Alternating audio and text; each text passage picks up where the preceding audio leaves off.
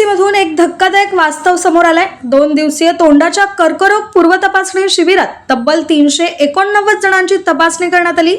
त्यापैकी 75 जण screening positive आढळले, तर 21 रुग्ण अत्यंत गंभीर असल्याचे समोर आले। जागतिक तंबाखू मुक्त दिनानिमित्त आयोजित या शिबिरात 98 जणांना पुढील उपचारांसाठी संदर्भित करण्यात आलंय।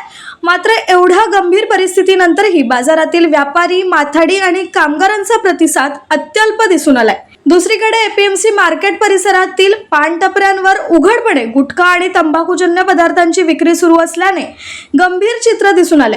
कारवाई करून टपऱ्या सील केल्या जात असल्या तरी काही महिन्यातच त्या पुन्हा सुरू होत असल्याने गुटखा विक्री करणाऱ्या टोळ्या सक्रिय असल्याची चर्चा रंगली आहे।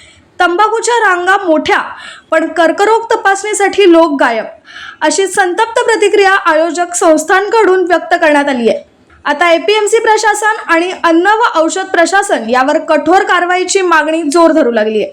Bureau report, APMC news.